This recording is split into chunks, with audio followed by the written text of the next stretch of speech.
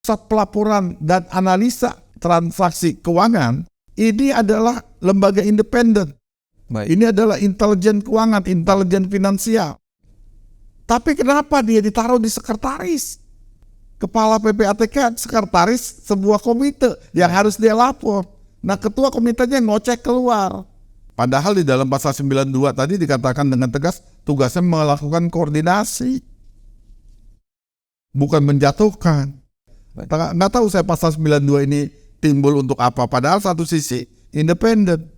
Makanya saya tidak begitu juga menyalahkan kepala PPATK kan, ya, pada saat RDP dengan Komisi 3. Dia bingung. Apapun yang dia jawab pasti salah.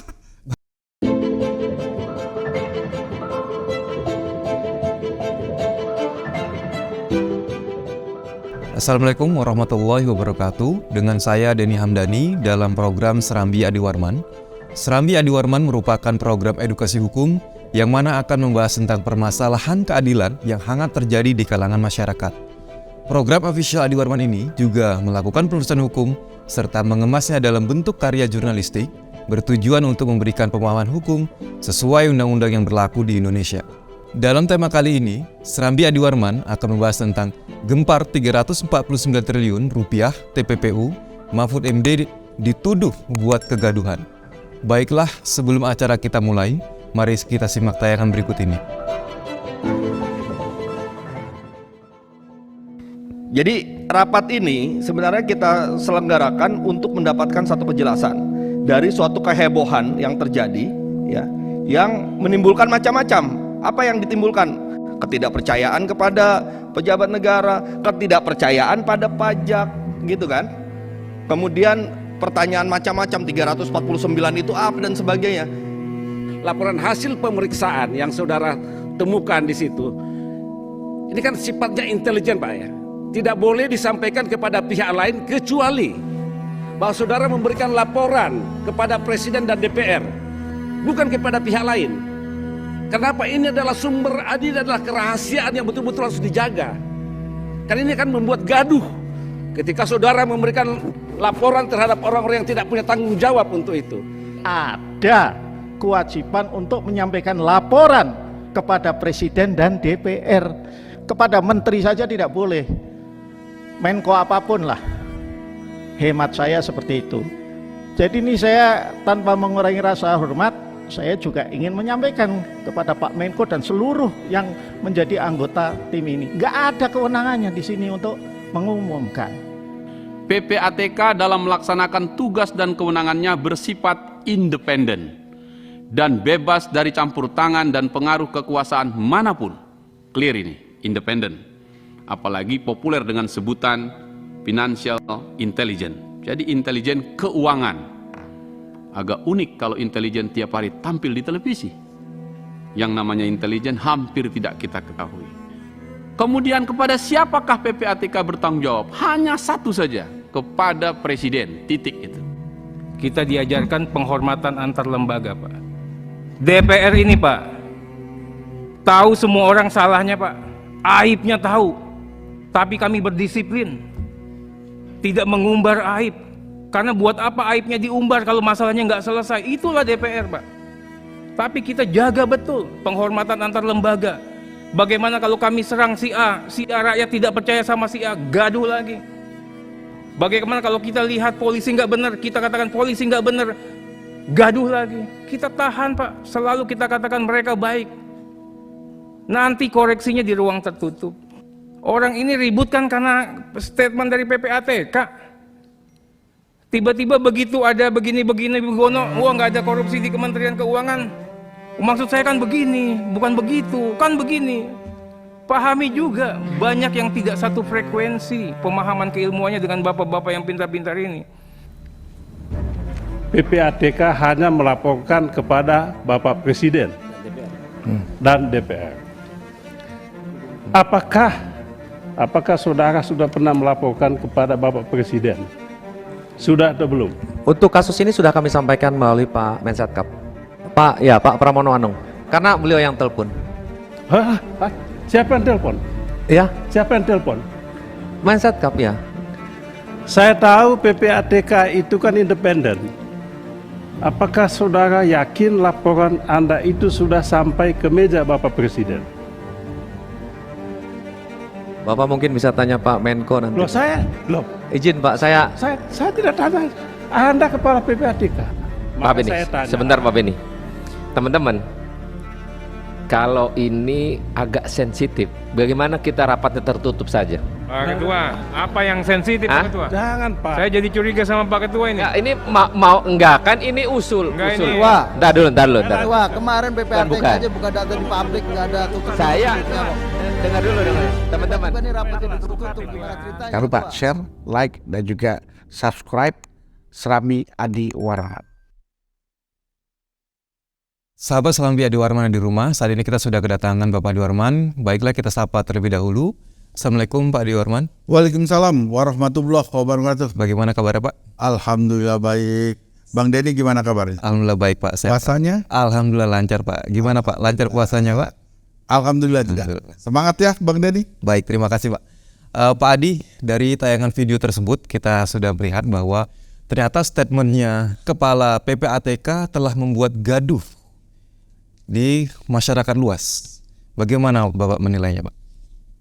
Begini Bang Denny ya, saya melihat video tadi itu dari sudut kaca mata hukum tentunya dan melakukan penelusuran hukum. Kenapa sih Ketua PPATK di sidang RDP Komisi 3 seperti sedang diadili tanda petik. Baik. Dan ketua atau kepala PPATK nyaris tidak berdaya, bingung, bahkan jawab apapun salah. Kita lihat dulu apa sih PPATK itu. PPATK tadi dikatakan dengan tegas lembaga yang independen, diatur di dalam Undang-Undang Nomor 8 Tahun 2010, ya. Akan tetapi lembaga independen ini disusupi oleh sebuah pasal, yaitu pasal 92, Baik. yang menyebabkan lembaga ini tidak independen. Ya, di pasal 92 dikatakan untuk meningkatkan koordinasi antara lembaga terkait dalam pencegahan dan pemberantasan tindak pidana pencucian uang, dibentuk Komite Koordinasi Nasional Pencegahan dan Pemberantasan Tindak Pidana Pencucian Uang. Dan pembentukan komite ini dibuat berdasarkan peraturan presiden. Baik. Di mana di dalam peraturan presidennya nomor 117, di pasal 5-nya dikatakan dengan tegas, ketuanya ex officio adalah Menko Polhukam, Menteri Koordinasi Bidang Politik, Hukum, dan Keamanan. Wakil ketuanya Menko Bidang Perekonomian. Sekretarisnya Kepala Pusat Pelaporan dan Analisa Transaksi Keuangan. Sebuah lembaga yang independen. Ya, ditaruh di situ sebagai sekretaris. Baik. Yang anggotanya ada 13 KL, kementerian dan lembaga. Di dalam sebuah organisasi, sekretaris adalah motornya. Baik.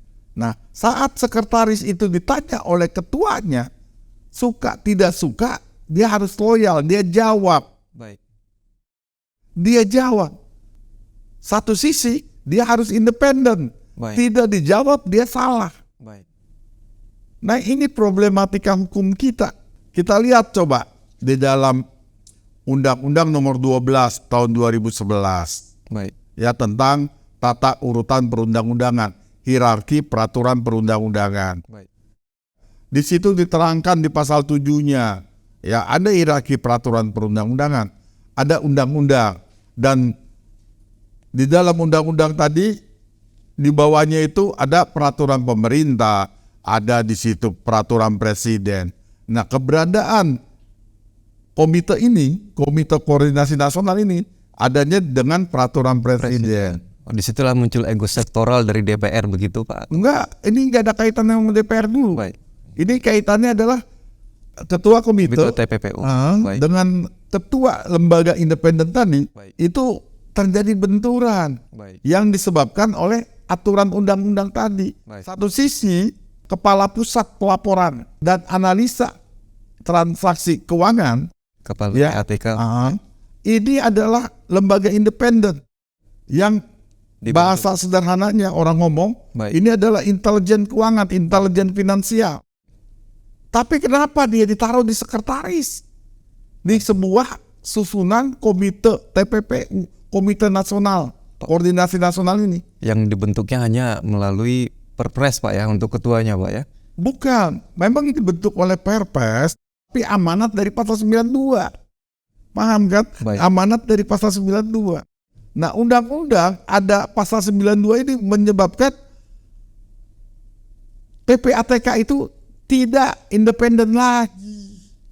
Baik. Jangan salahin kepala PPATK-nya. Tadi kita lihat semua anggota DPR, Komisi 3 nyalahin PPATK, nyalahin PPATK.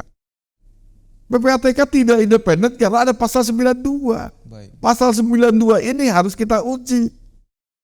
Apakah pasal 92 ini bertentangan dengan undang-undang atau Undang-Undang Dasar 45? Bisa kita uji keberadaannya. Karena nanti akan ada prinsip hukum atau ajas hukum yang mengatakan bahwa lex superior derogat, lex inferiori. Jadi undang-undang yang lebih tinggi akan mengalahkan undang-undang yang lebih rendah. Kita lihat ini bertentangan nggak dengan Undang-Undang Dasar 45? Kita uji itu. Ya. Baik. Oke. Terima kasih pemaparannya Bapak. Bapak berikutnya Bapak, bahwa di dalam kegaduhan di ruang DPR tersebut ada dikatakan bahwa ini merupakan informasi yang sangat rahasia. Menurut Pak Adi, apakah benar bahwa dugaan 349 triliun itu seharusnya oleh Kepala PPATK disimpan informasinya atau seperti apa Bapak? Rahasia atau tidak rahasia sebuah informasi itu kita lihat dalam Undang-Undang Nomor 14 Tahun 2008 tentang keterbukaan informasi publik. Di dalam undang-undang ini diatur sebuah informasi itu harus terbuka kepada publik. Tetapi ada juga informasi yang bersifat ketat dan terbatas. Apakah informasi tentang hasil intelijen finansial ini termasuk dalam yang ketat dan terbatas? Itu yang harus ditelusuri. Kalau itu termasuk yang dilarang untuk disampaikan oleh kepala PPATK, tetapi tadi kembali lagi, kepala PPATK sekretaris sebuah komite yang harus dia lapor. Nah, ketua komitenya ngocek keluar. Yang disalahkan adalah Sekretaris. sekretaris. Seharusnya adalah ketuanya gitu. Ketua komitenya yang Menko Polhukam, yang saya sering ngomong, ini Menko Polhukam, Menteri Koordinator atau Menteri Komentator. Karena di dalam pasal 92 itu tugasnya mengkoordinasi, bukan mengkomentari.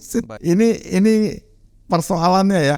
Nanti bisa ditindaklanjuti pada saat adanya orang mungkin udah masuk ranah hukum ya, ada yang melaporkan dan lain sebagainya, ini bisa ditindaklanjuti.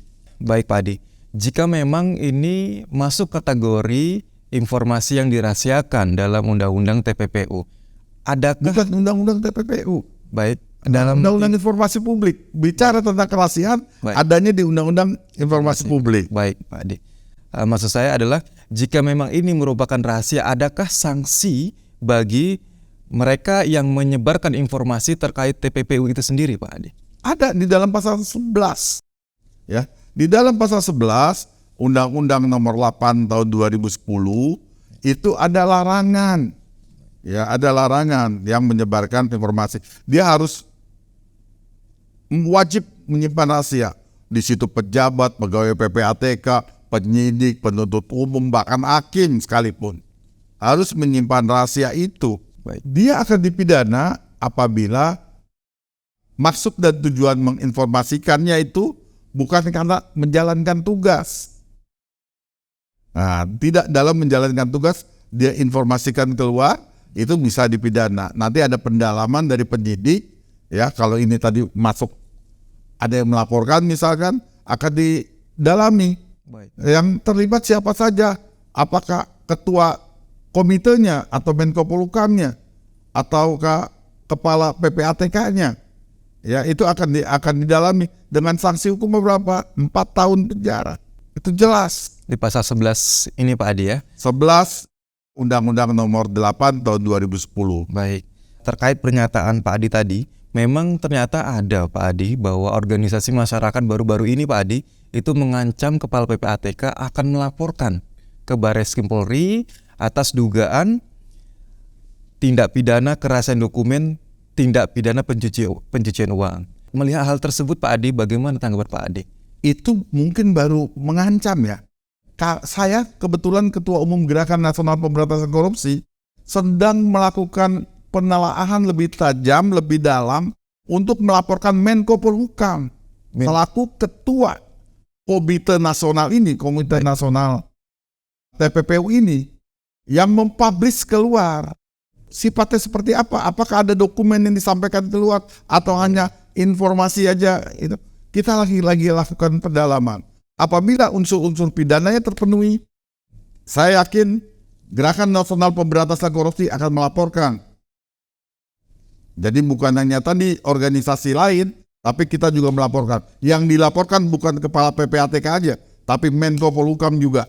Berarti dalam hal ini GNPK sudah lebih awal bereaksi terhadap peristiwa ini Pak Adi ya? Sedang melakukan penelitian lebih lanjut. Apabila unsur pidananya terpenuhi, kita akan laporkan ke Barreskrim. Walaupun kita sadar bahwa Kabarreskrim di situ sebagai anggota pelaksana daripada komite tadi juga, ya.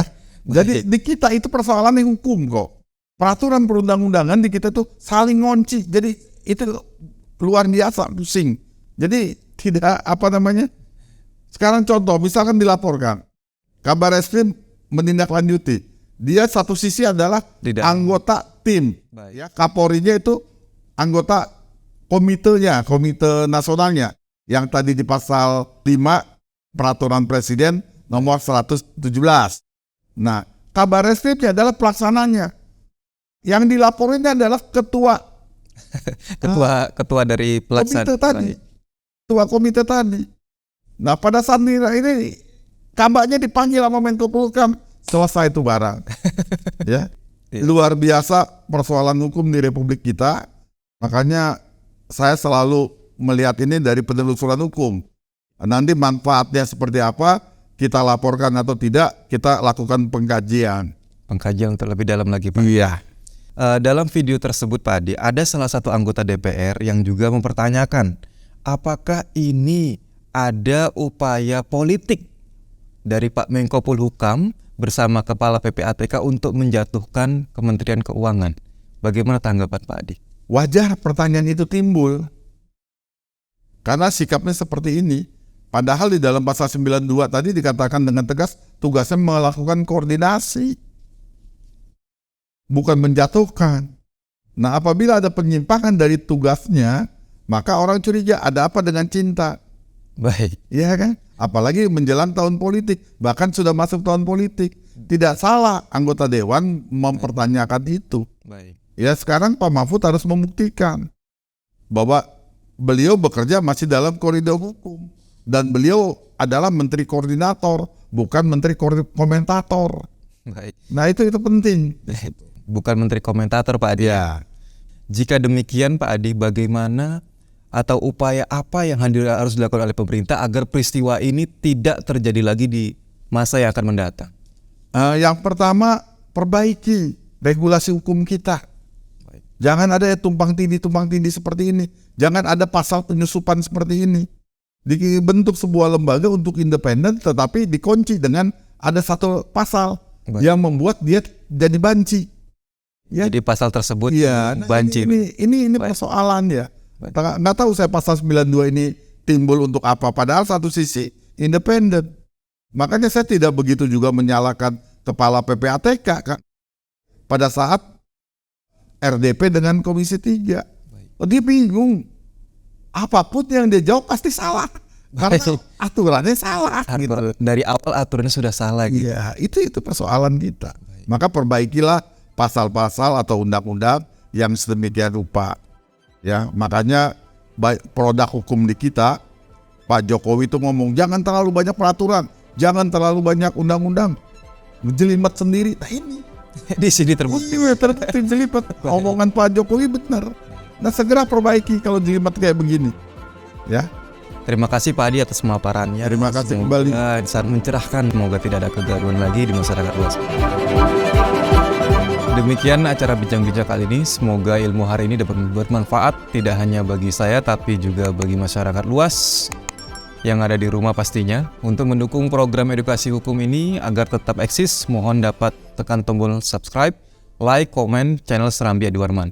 Saya Denny Hamdani undur diri. Wassalamualaikum warahmatullahi wabarakatuh. Waalaikumsalam warahmatullahi wabarakatuh. Salam Serambi Adi Warman.